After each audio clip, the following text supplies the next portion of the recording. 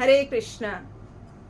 वर्ष भर में एक बार आने वाली ये पांडव निर्जला एकादशी इस बार 26 जून को आ रही है। ये एकादशी बहुत ही विशेष है, बहुत महत्वपूर्ण है। यदि हम नियम और विधि पूर्वक इस व्रत का पालन करते हैं तो हमें वर्ष भर में आने वाली सभी एकादशियों का लाभ प्राप्त होता है।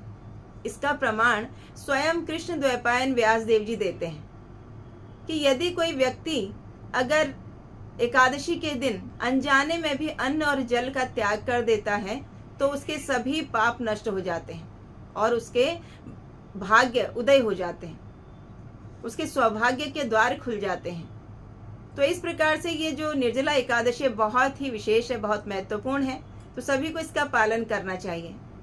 तो इस निर्जला पांडव एकादशी के उपलक्ष्य में आइए हम श्रवण करते हैं पौराणिक कथा। एक बार इक्ष्वाकु वंश में एक राजा हुए जिनका नाम था रुक्मांगद। इनकी पत्नी का नाम था संध्यावली। दोनों पति पत्नी बहुत ही धर्मपरायण थे। इन दोनों का एक पुत्र हुआ जिनका नाम था धर्मांगद। राजा रुक्मांगद का यश सिर्फ इसी मृत्युलोक में नहीं, ऊपर और नीचे सभी लोकों में फैला हुआ था। तो राजा रुक्मांगद ने एक बहुत सुंदर बगीचा बनाया। उस बगीचे में तरह तरह के फूल खिलते थे, पशु विचरण करते थे, पक्षियां कलरव कर रहे हैं और झरनों की मधुर ध्वनि आप्लावित हो रही है। और उस बगीचे की एक विशेषता यह थी कि उस बगीचे में विचरण करने के लिए, विहार करने के लिए देवी देवता भी आते थे। तो एक बार उस बगीचे में एक अप्सरा आती है और वो अप्सरा जब विहार कर रही होती है उस बगीचे में, उसके पैर में एक कांटा चुभ जाता है। कांटा चुभने के कारण जो खून निकलता है उससे उसके सारे पुण्य समाप्त हो जाते हैं। अब वो अप्सरा इस पृथ्वीलोक में आ तो गई है लेकिन वापस नहीं जा सकती है क्योंकि पुण्य क्षीण हो गए हैं। तो वो एक वृक्ष के नीचे बैठकर रोने लगी और पूरी रात्रि उसने उस वृक्ष के नीचे रोते हुए बिता दी। अगले दिन प्रातःकाल जब उस राजा के माली उस बगीचे में आते हैं तो उन्होंने देखा कि एक सुंदर लड़की रो रही है एक वृक्ष के नीचे बैठकर। तो उन्होंने इसकी सूचना दी अपने राजा को और राजा तुरंत उस बगीचे में आए। उन्होंने देखा कि एक बहुत सुंदर अप्सरा है और जो इस वृक्ष के नीचे बैठकर रो रही है। राजा उसके पास जाते हैं, उससे पूछते हैं कि हे देवी, तुम्हें क्या कष्ट है, तुम क्यों रो रही हो और तुम यहाँ कहाँ से आई हो?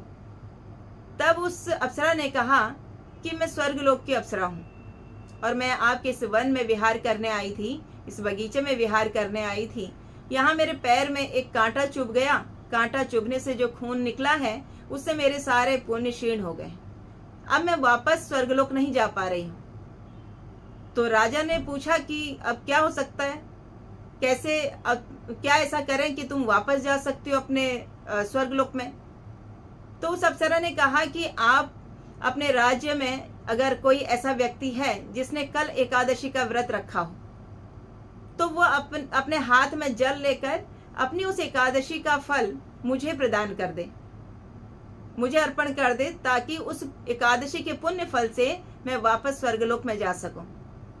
तब राजा रुक्मांगद ने कहा, अरे देवी, इस मेरे राज्य में कोई एकादशी व्रत तो क्या रखेगा, कोई एकादशी के बारे में किसी ने सुना भी नहीं है, तो ऐसा तो कोई व्यक्ति नहीं होगा। तब उस अप्सरा ने कहा कि यदि अगर किसी ने अनजाने में भी कल अन्न और जल का त्याग किया है तो वो भी ये संकल्प जल में हाथ में जल लेकर संकल्प लेकर अपना उस पुण्य का फल मुझे प्रदान कर सकता है।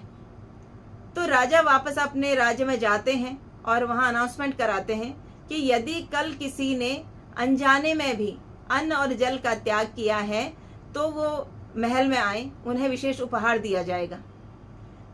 तो एक दासी हैं, वो आती हैं राजा के पास। तो राजा से कहती हैं कि कल मेरे पति ने मुझे बहुत प्रताड़ित किया, मुझे बहुत क्रोध किया मुझ पर, और जिसके कारण मैंने अन्न और जल दोनों त्याग कर रात भर में सोई नहीं हूं, मैंने रात भर जाग कर बिताई है।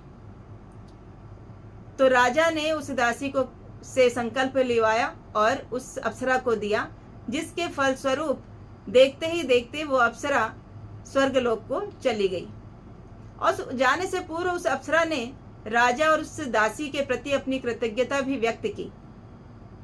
तो ये सब देखकर राजा बहुत आश्चर्यचकित हुए। तो उन्होंने कहा कि अगर अनजाने में भी कोई एकादशी के दिन अनजाने में भी अन्न और जल का त्याग कर देता हो तो उसका इतना बड़ा पुण्य फल प्राप्त होता है कि कोई दूसरे को भी अर्पण करें तो वो स्वर्गलोक को प्राप्त कर सकता है। तो राजा ने संकल्प लिया कि आज से मैं, मेरा परिवार और मेरी प्रजा, मेरे राज्य में सभी लोग एकादशी का व्रत करेंगे।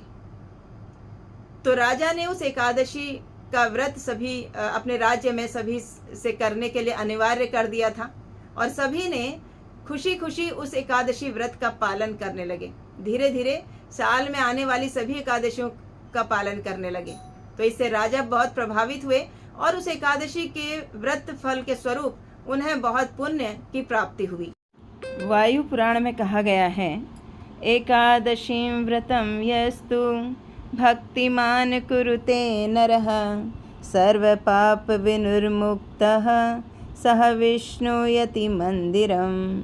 अर्थात वह व्यक्ति जो भक्तिमय भाव से एकादशी व्रत का पालन करता है वह समस्त कठिनाइयों और पापों से मुक्त हो जाता है और शुद्ध होने पर भगवान विष्णु का धाम प्राप्त करता है। वर्ष की सभी एकादशियां महत्वपूर्ण हैं, लेकिन निर्जला एकादशी विशेष है। जैसे कि इस एकादशी के नाम से ही प्रतीत होता है निर्जला एकादशी, तो इस एकादशी पर अन्न के साथ साथ जल का भी त्याग करना है।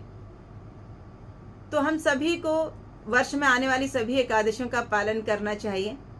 इसका बहुत बड़ा प्रभाव हमारे जीवन में पड़ता है, हमारी भक्ति जीवन में पड़ता है और बहुत ही महत्वपूर्ण है एकादशी व्रतों का पालन करना। तो इसलिए आइए हम सब मिलकर संकल्प लेते हैं कि हम इस एकादशी के नियम और विधि के अनुसार इसका पालन कर पाएं। भगवान की प्रसन्नता के लिए अन्न और जल का त्याग करके अधिक से अधिक हरि नाम, हरे कृष्ण कृष्ण कृष्ण हरे हरे, हरे राम राम राम हरे हरे, इस मंत्र का अधिक से अधिक जप करें। भगवान की लीलाओं का कथन श्रवण करें, पठन करें ग्रंथों का। तो इस प्रकार से हम इस एकादशी का लाभ उठा सकते हैं। और इस बार एकादशी 26 जून को आ रही है और इसका पारण समय रहेगा 27 जून को प्रातः 5:25 से 10:05 के बीच में। जिन लोगों ने निर्जल व्रत रखा हुआ है तो वो जल से उसका पारण करेंगे और जिन्होंने अन्न का त्याग करके लिया है वो अन्न से उस व्रत का पारण करेंगे, उस व्रत को खोलेंगे। हरे कृष्णा।